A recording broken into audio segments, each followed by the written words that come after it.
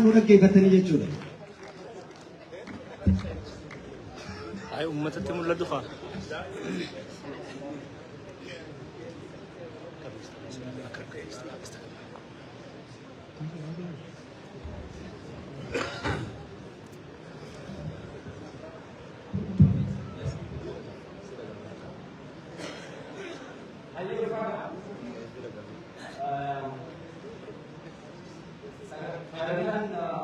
Sagalee biratti maayikii.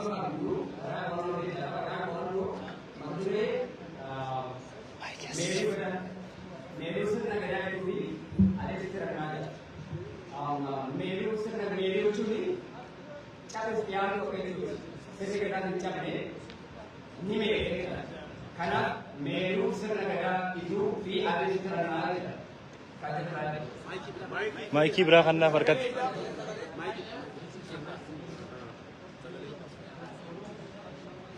Amma ini kami. Sagantaa waraqaa qorannoo kana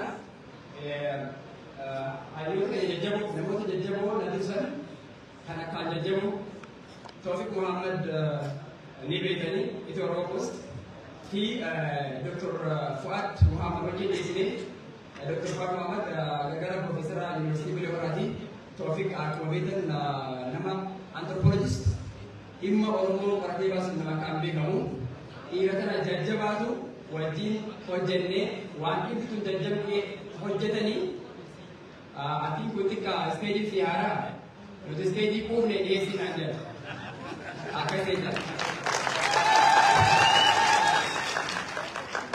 So gumaacha dhiiraa jajjabaa keessa. Sagalee. Bakka sagantaa waraqaa qorannoo kan fakkaata hidda latiinsaa fi seendu beetu teessumeetu carcar. Keessumti itu cacar muharram kita kajian, sirna gada itu, si yang gada itu oda bituri, mamluki hera. Itu mana yang kata ramu, mera sirna gada di mana di, apa sebab tu mah peragalan aja. Aku ada tu orang buat nak balik tu apa? Borana Gartee gosoota Oromoo garaagaraatu jala jira. Tuulama, Boorana, Macha, Gujii fi Gurraafaatu keessa jira. Bareedduu, Arsii, Anniyya, Karrayyuu, Eeduu fi Afran Qalloo fi Kaabos keessa jiru. Raayyaa jira. Gosa Oromoo ilma Morowaa Raayyaa jira. Kaaba biyya Itoophiyaa kan jiru jira. Egaa itu Afran Qalloo, Karrayyuu fi Anniyya kan Oromoo qabatanii jiraatu jira. Akkuma namni beeku qorannoo keessatti beekanii durii kaasee gosa Oromoo beekan qabatanii jiraatanii jira. Qorannoon kuni gosa Oromoo hundi kan yaallatu ta'us ammatti kan irratti xiyyeeffatuu fi shangartee paartiin bal'aanii carcar irratti kan xiyyeeffate ta'a jechuudha. Yeroo biraa sammootu kan itti aanee gosa Oromoo hunda kan waliin geenyu qorannoon bal'aan kan akkuma tuufetti jira ammatti garuu kan dhiyeessinaa jechaadha. Ituun ilma Morowaa bareeddoti itichi kudhan dhalee gostu kurnan koo walitti itu kudhan jedhamuun beekamaa jechuudha.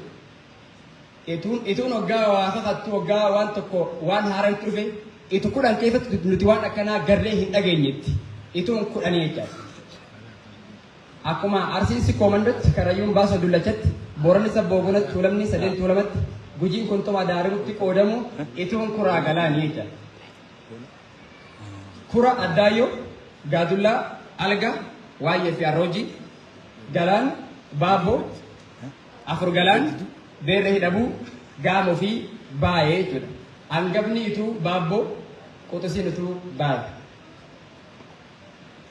Teessuma gosa ituu waggaa ilaallu teessumti ituu carcarii akkuma wanta hunda gaafa dubbannu afoolaa laallaa godaan isa laallaa jechuudha. Namni gaafa gartee Adaamarraa yookaan ammootu Dirqamarraa garana deemu gara biyyuutti deemaa jechuudha. Carcara akka jechuudha. Moggaasni magaalaa Carcar akka manguddoon fi abbootiin gadaa itti jedhanitti haroo carcararraa moggee jechuudha. Haroon carcar handhuura ola itti carcaritti argamti jechuudha. Lafti carcartuun seenaa barreeffamaa fi garagaraa keessatti akka qorataa seenaa jabaa Badrii Kabir Dr. Dajanee Faan ola itu da itu provinsi yang ini beekanii jechaadha. jijjiirama maqaa lafa carcarii fi sababoota. Lafti carcar ammatti carcar jedhamtee yaamamuu dhabuu kana maaltu akka fidee akkamitti maqaa lafa carcar kun jijjiirame kan jedhu laallaa jechuudha. Lafti onaytuu bara durii kaasee carcar jedhamtee beekamti. Biyyaytuu seenaa maqaalee hedduu lafti carcar ittiin yaamaa turte hoggaa laallu bara mootii Meelik irraa kaasee hanga bara Haayile Sillaasitti hanga bara 1942-43tti carcar jedhamteetu beekamti jechuudha. Akka warri lafa seenaa lafa sanii beekanii himanitti Haayile Sillaaseen lafa Oromoo xaqalaa gizaatii jedheetti bakka hedduutti qoqqoode. Xaqalaa gizaatii garagaraa 14 qoqqoode jechuudha. Eertiraa fi egaa Baalee guddattee adda baatee booda xaqalaa gizaatii 13 qoodee Baalee gaafa adda baatu xaqalaa gizaatii 14 qoodee xaqalaa gizaatii kana keessaa tokko immoo Harargee jee. Maaltu Harargee bite? Lafti baha Oromiyaa odoo sabni Hararii yookaan Adaree hin qubatin dura maqaa ofii dandeessee qabdi jechuudha. Maqaan kun adeemsa keessa irraa mulqamaa dhufe baha lafa amma gaa mootummaan gartee Harargee bahaa jiru tana Oromoon biyya Afran Qalloo fi Anniyyaa yookaan namoota Adaree biyya jettee beekti.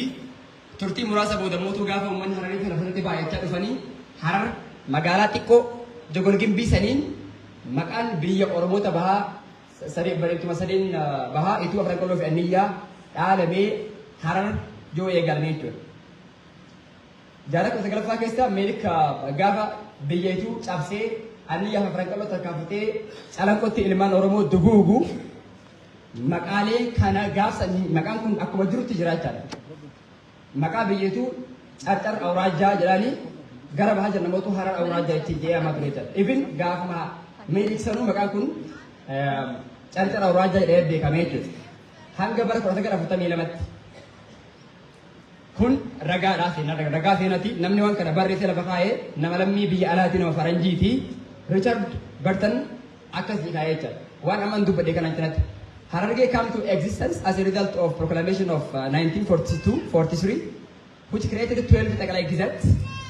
In comparison, for 2 maps in Margari Parham, the government of Tupa showed that Harargee was created by combining the land of Isa, Gadabursi, Ogaden with 1935 province of Charter and Harar Awraja. Kana walitti dabalet, biyya Ogaden, biyya Gadabursi, biyya itu, biyya Brakalo, biyya Anniyyaa walitti dabalee Baalee Geetimoree Harargee Tagalog Gizat jedhanii jechuudha. This is for the first time the termiin Harargee jedhu kuni gara biyya Oromoo hundatti babal'atuun gaafa kana dhufe jechuudha. Ragaan kuni bara 1856 jechuun namni kun waan fagoo barreessee jedha waan kana.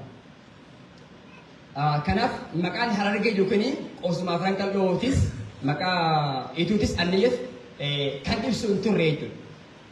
Maqaan Harargee jedhu.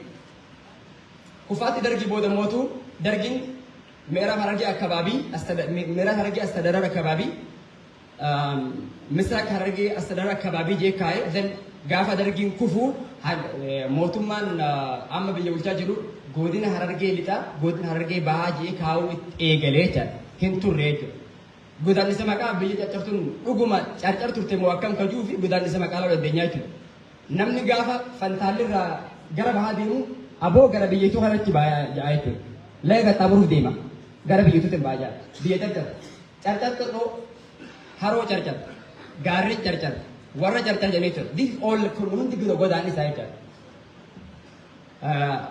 ni arifanna sirna gadaitu bukonna lama oromon sirna gadatin bula oromon sirna gadatin himbulin henjiru ammas oromon sirna gadatin bula jira henjiru sirna gada oromo hincamne ni mele kana mudren melu sirna gada jecha oso sirna gada oromo kan cabute amma debine way sirna gada abbotin ke way sirna gadan haafuftu amma wanti abbootiin gadaa keenya halkanii guyyaa gartee itti dhukkubsataa itti gartee miidhamaa jiranii fi sirna gadaa meelisan diriirsuuf jechaadha. Kanaaf sirni gadaa hin cabne jechuudha.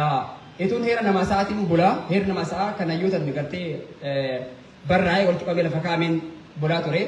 Martaan sirni gadaa itu sabbaa qadaraa horata eebbisa fadda tafaatu jiraachuu. Shanan kunii martaan sirni gadaa shanii bakka bakkatti immoo garaagarummaa qabaatu malee. Iddi goleessa gadaa itu odaa bultuun Bahwa Oromia magaalaa Baddeessa aanaa odaa bultu amma jantana keessa jira. Odaan bultum haroo gartee hara shananii maqaan argama hara baadu haroo jajjar haroo diimtuu haroo baatee fi haroo dheedee jira. Odaan bultum ardaalee jira kudhan qabaa. Qonnee labu galamsoo hulluu hardiim garbii miidhagduu hirna argaajii niinni fi bookedha jechuudha. Ardaan jira kun kurnanuu gosa ituu hornaniif jechuudha. Kanaafuu gosa ituu hornan tun ardaa jila hornan qabdu sana qubattee jira. Odaa bultum dhalootaan quxisuu heeran hangafa. Maal jechuudha? Odaan bultum dhalootaan quxisuu yes dhalootaan quxisuu heeran hangafa yes heeran hangafa. Heer Oromoon seera gadaatiin bulaa ture gartee odaa roobaa odaa nabee odaalee garaagaraa jalatti seerri kun fooyya'aa dhufanii eega Oromoon odaa bultum dhumarra odaa bultum qubatee booda odaa bultumitti sirni bulchiinsa Oromoo istraakchar ta'ee gara sirnatti ol guddatee heeronni haaran hin turin ni dhalatan jechuudha.